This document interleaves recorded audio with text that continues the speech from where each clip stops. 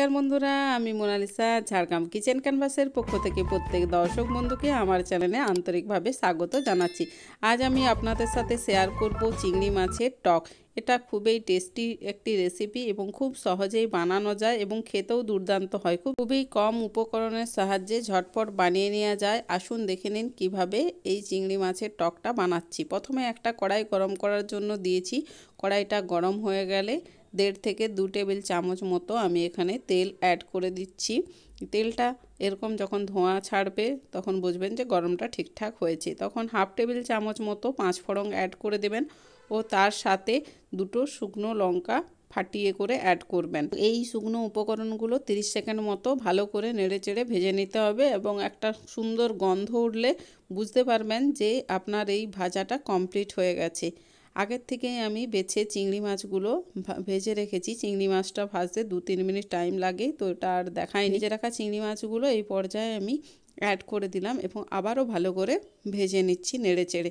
এটা টাইমে গ্যাসের ফ্লেমটা লো ফ্লেমে রাখবেন, কারণ অলরেডি মাছটা ভাজা আছে। তার সাথে আমি 2টো কাঁচা লঙ্কা কেটে অ্যাড করে দিচ্ছি। আপনাদের টেস্ট অনুপাতে কম বেশি করে নেবেন। এটা একটু টক ঝাল মিষ্টির কম্বিনেশনটা হলে ভালো লাগে, তার জন্য আমি ঝালটা দিলাম। আর এই কাঁচা লঙ্কাটা দিলে টকে একটা নতুন মাত্রা যোগ করে, তার জন্য এই কাঁচা লঙ্কাটা অবশ্যই দেবেন। এটা না স্কিপ করার অনুরোধ রইল।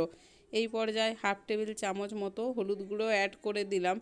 তার সাথে 1/4 টেবিল চামচ মতো শুকনো লঙ্কার গুঁড়ো আমি এখানে অ্যাড করে দিচ্ছি। 1/4 টেবিল চামচ মতো কাশ্মীরি লঙ্কার গুঁড়ো অ্যাড করে দিচ্ছি, এটা কালারটা ভালো হয়।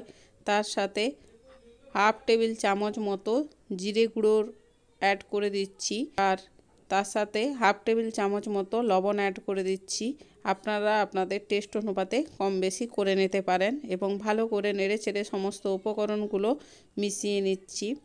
এইভাবে 1 মিনিট মতো রান্না করে নিতে হবে। এই পর্যায়ে 1/2 টেবিল চামচ মতো আদা বাটার পেস্ট আপনারা অ্যাড করে দেবেন এবং ভালো করে সেটা নেড়েচেড়ে মিশিয়ে নেবেন। আমি এখানে এই টকটা করার জন্য তেঁতুলটা ভিজিয়ে রেখেছি, কারণ চিংড়ি মাছের সাথে তেঁতুলেই ভালো যায়। এই জন্য আমি তেঁতুলটা ভিজিয়ে রেখেছি। আপনারা চাইলে অন্য কিছু দিয়েও এই টকটা করতে পারেন, তবে আমার মতে আপনারা যদি তেঁতুল দিয়ে করেন অসাধারণ লাগে। একবার তেঁতুল দিয়ে বানিয়ে দেখবেন কত সুন্দর হয়। আমি এই তেঁতুলটা এখানে অ্যাড করে দিচ্ছি। তার সাথে 1 বাটি মতো আমি এমনি নর্মাল জল অ্যাড করে দিচ্ছি এবং ভালো করে নেড়েচেড়ে মিশিয়ে নিচ্ছি। আপনারা কতটা টকের গ্রেভিটা রাখতে চান সেই অনুপাতে জলের কম বেশি হতে পারে। যদি বেশি রাখতে চান তাহলে আরেকটু জল দেবেন, আর যদি কম রাখতে চান একটু কম জল দেবেন। এইভাবে 2 মিনিট রান্না করলে যারা একটা টকের ফ্লেভার পছন্দ করেন, শুধু চিনির ফ্লেভার না, তারা এই পর্যায়ে নামিয়ে দেবেন। আর যারা একটু মিষ্টিতা পছন্দ করেন 1 কাপ মতো প্রায় চিনি দিয়ে দেবেন। সেটা আপনাদের টেস্ট অনুপাতে কম বেশি করে নিতে পারে। এইভাবে 2 মিনিট রান্না করে আমি পরিবেশন করে দেখাচ্ছি কত সুন্দর হয়েছে। আমি অবশ্য এখানে চিনি অ্যাড করেছিলাম, সেটা আর দেখানো হয়নি। টক ঝাল মিষ্টির কম্বিনেশন খেতে ভালো লাগে।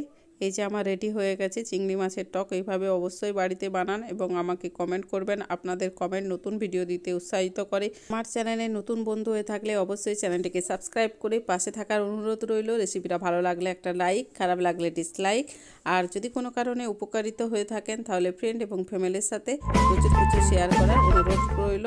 ভালো থাকুন, সুস্থ থাকুন। এইভাবে পাশে থাকার জন্য ধন্যবাদ। নমস্কার।